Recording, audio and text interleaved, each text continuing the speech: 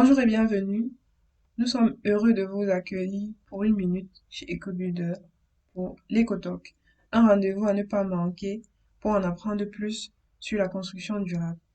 Alors, pour commencer la discussion d'aujourd'hui, nous allons vous laisser sur une pensée à méditer, mais en image.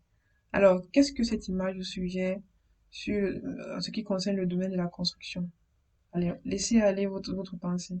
Qu'est-ce que vous vous dites? De quoi allons-nous parler aujourd'hui? Pour ceux qui veulent découvrir la suite, allons-y après le jingle.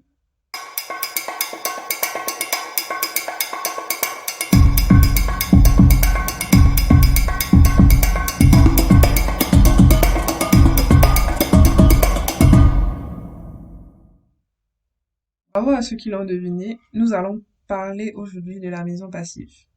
Alors, mais c'est quoi une maison passive? Regardons bien l'image. C'est une maison heureuse parce qu'elle ne fait rien, parce qu'elle ne travaille pas. Mais non, non, ce n'est pas ça la notion. Alors, certains d'entre vous en ont sûrement déjà entendu parler et c'est devenu une notion incontournable dans le domaine de la construction, de l'éco-construction. Alors, pour ce qui est de la définition, une maison passive, c'est une maison bioclimatique. C'est une maison qui, dans sa conception, tient compte du confort des habitants en usant son avantage de tous les aspects de son environnement et des conditions climatiques du site dans lequel elle a été construite. Mais alors, est-ce que c'est une maison zéro carbone?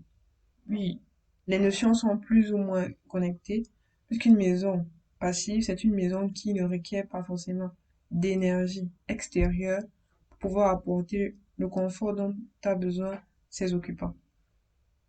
Donc nous allons aborder le confort sur trois volets. Alors on peut parler du confort en termes d'éclairage, pour ce qui est de la luminosité dans les pièces de la maison, du confort thermique, puisqu'on n'a pas besoin de crever de chaud ou crever de froid à l'intérieur des pièces, et ce qui est de la ventilation, pour qu'on évite de s'étouffer. Alors, pour aller pas à pas, on va commencer par le confort thermique. Pour ce qui est du confort thermique, on parle soit du chauffage, soit du refroidissement. Il s'agit alors de trouver une température idéale à atteindre pour avoir une meilleure expérience à l'intérieur de la maison. Et on parle de maison passive, c'est une maison qui veut limiter l'utilisation des climatiseurs et des radiateurs, limiter sinon les éliminer.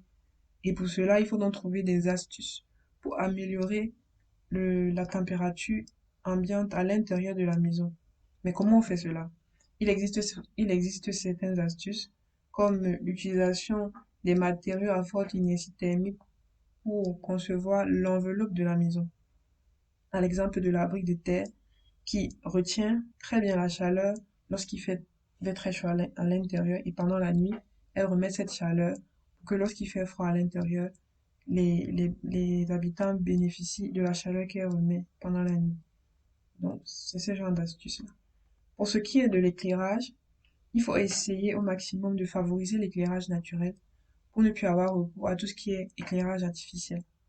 Alors, pour cela, qu'est-ce qu'il faut faire?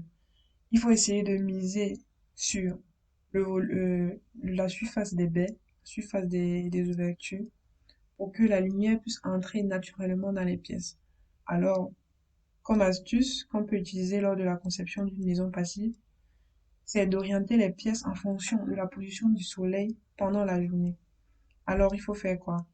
Par exemple, pour les chambres, on les met côté est pour que le matin au réveil, on puisse avoir un bon apport de lumière dans les chambres pour faciliter le réveil.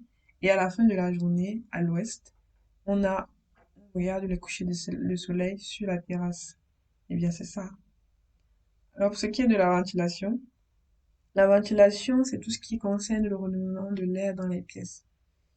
Ça veut dire que le CO2 que nous remettons, nous, nous, nous, nous émettons lors de la respiration doit être évacué et de l'air neuf doit être apporté de manière continuelle dans les pièces pour améliorer le confort. Et ça va de soi, il faut éliminer tout ce qui est odeur et fumée lorsque nous allons par exemple aux toilettes ou bien que nous cuisinons.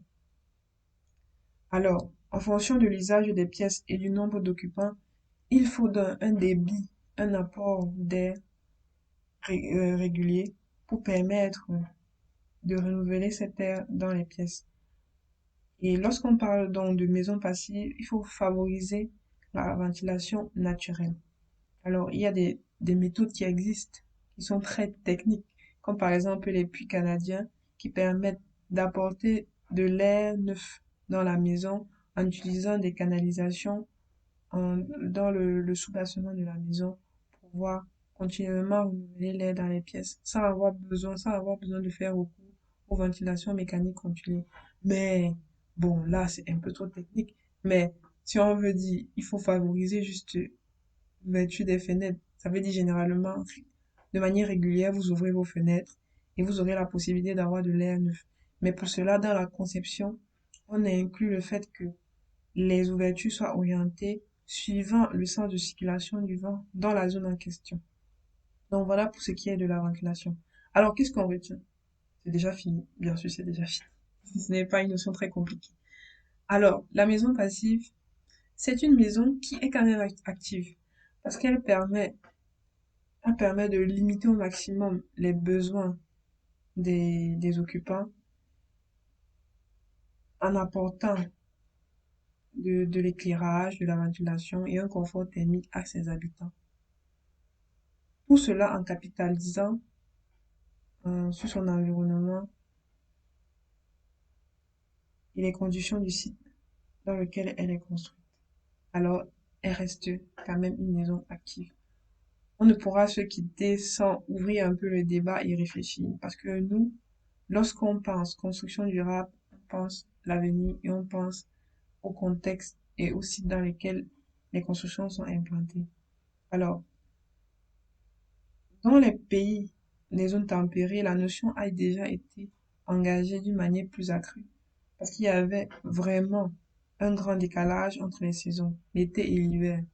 Il n'était pas question de mourir de froid dans sa maison en hiver, d'où il a fallu trouver des mécanismes pour pallier à cela. Mais lorsqu'il s'agit des pays tropicaux où les différences de température sont moins, moins, moins saisissables, qu'est-ce que vous suggérez pour concevoir des maisons passives? Alors c'est déjà la fin de la vidéo. Nous vous remercions nous avoir écoutés jusque-là et nous espérons vous voir très bientôt. N'hésitez pas à laisser en commentaire vos réflexions et vos réponses à la question que nous avons posée à la fin de la vidéo. Et nous vous invitons à découvrir, partager, apprendre, échanger avec nous dans les prochains numéros des EcoTalks, seulement sur EcoBuilder. Nous vous remercions pour votre confiance et à la prochaine fois. Durablement vôtre. Merci.